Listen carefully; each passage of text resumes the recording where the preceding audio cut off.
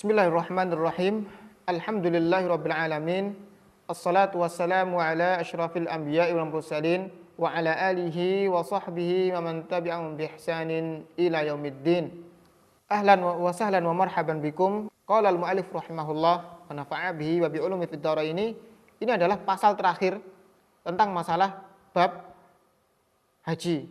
Itu beliau mu'allif rahimahullah akan menjelaskan tentang hal-hal yang diharamkan ketika seseorang telah melakukan ihram. Apa itu? Ketika sudah meniatkan dirinya untuk melakukan rangkaian haji dan umroh, dan inilah perkara-perkara yang diharamkan setelah orang itu ihram. Qala al-mu'allif rahimahullah, muharramatul ihram, hal-hal yang diharamkan ketika ihram. Wa yahrumu satru ra'sir rajuli wa wajhil mar'atil muhrimaini aw ba'dihha. Yang pertama, haram hukumnya untuk menutup kepala untuk laki-laki, baik dengan menggunakan peci atau menggunakan imamah seperti ini. Yang dia itu intinya apa sih? Dia nempel di kepala. Yu'addu satiran, yang dia sesuatu yang dapat menempel di kepala, kayak topi, peci, imamah. Maka dia hukumnya apa? Hukumnya dia haram. Wa wajhil mar'atil muhrimaini, wajah wanita juga hukumnya haram ketika ditutupi. Au ba'dih, atau hanya sebagian saja, atau sebagiannya itu juga haram, baik seluruhnya maupun sebagiannya, maka hukumnya haram.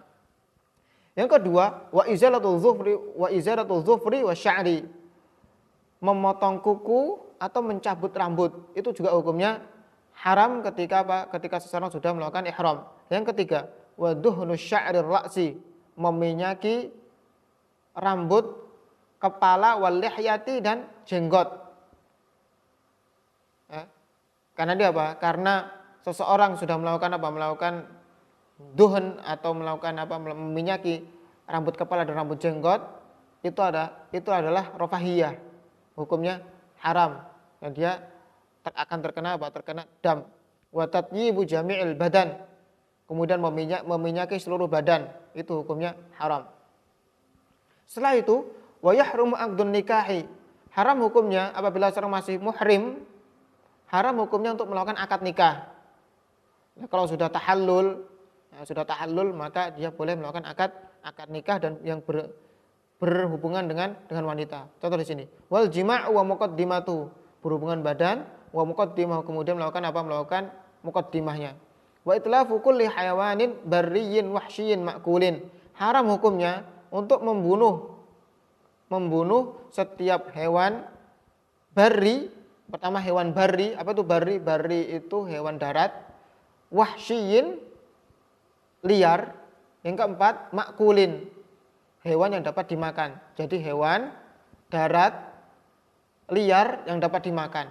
Maka dia yang empat qaid ini haram hukumnya untuk diburu. Selain empat qaid ini atau sekali empat ciri-ciri ini, maka boleh dibunuh atau boleh diburu. Kemudian wal mar'atu karrajuli fil muharramat, adapun perempuan itu sama seperti laki-laki dalam permasalahan muharramatul ihram. Ya, kecuali tadi yang menutupi wajah. Kemudian mu'allif rahimahullah setelah menyelesaikan kitab fikihnya, beliau melanjutkan tentang masalah kitab suluk atau yang berkaitan dengan penyucian jiwa. Qala al-mu'allif rahimahullah, ini adalah bagian terakhir dari kitab Risalatul Jami'ah. Qala al-mu'allif rahimahullah, hifdzul qalbi minal ma'asi, menjaga hati dari segala bentuk maksiat. Wa hifdzul qalbi minal ma'asi wajibun ala kulli muslim. Adapun menjaga hati dari segala bentuk maksiat maka hukumnya wajib bagi setiap muslim. Wa kadza hifdzul a'dha'i sab'ati fardhu 'ainin 'ala kulli muslimin. Dan begitu pula menjaga 7 anggota badan itu hukumnya fardhu 'ainin, wajib ain atas setiap muslim. Dulu sudah pernah kita singgung yang ada pada bab puasa, bahwasanya ada 7 anggota badan yang harus dijaga untuk mendapatkan apa? Mendapatkan kesempurnaan puasa. Nah, inilah akan dibahas oleh mu'allif. Maka waktu itu disebutkan al-ati dzikruha.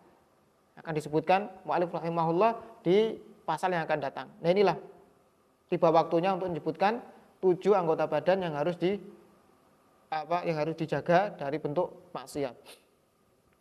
Famin ma'asil qalbi asyakku fillahi ta'ala. Contoh dari maksiat hati adalah asyakku fillahi ta'ala. Syak, keraguan tentang Allah Subhanahu wa taala. Kedua, wal amnu min makrillah, merasa aman dari makar Allah Subhanahu wa taala. Yang ketiga, wal qunutu min rahmatillah, merasa putus asa dari rahmat Allah Subhanahu wa taala. Yang keempat, wa takabburu ala ibadillahi taala, merasa tinggi hati, sombong atas hamba-hamba Allah yang lain. Wariya, pamer terhadap ibadah yang dia lakukan. Wal ujbu bi taatillah, dan merasa bangga dengan ketaatan dia kepada Allah Subhanahu wa taala. Yang keenam, wal hasadu, hasad, iri, kedengkian, ya, kedengkian yaitu menghendaki zawalun nikmah, menghendaki nikmat yang ada pada orang tersebut, ada pada orang lain itu hilang.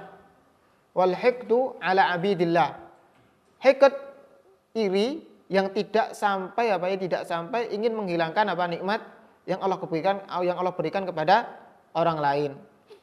Kemudian mu'allif rahimahullah menyebutkan makna hasad, karahiyatun ni'mati 'alal muslimi wastithqaluha, merasa benci apabila nikmat Allah Subhanahu wa taala diberikan kepada orang lain, wastithqaluha, dan merasa berat apabila nikmat tersebut diberikan kepada orang lain.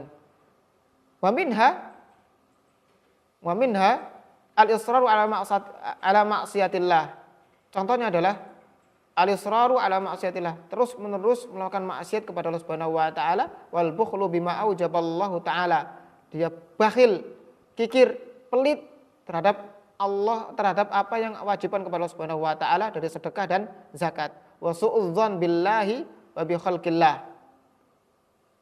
Nah, ini adalah ini contoh dari maksiat hati.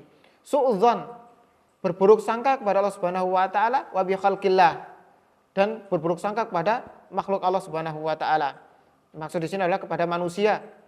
Wa tasghir lima azzamallah, dan meremehkan segala sesuatu yang Allah agungkan.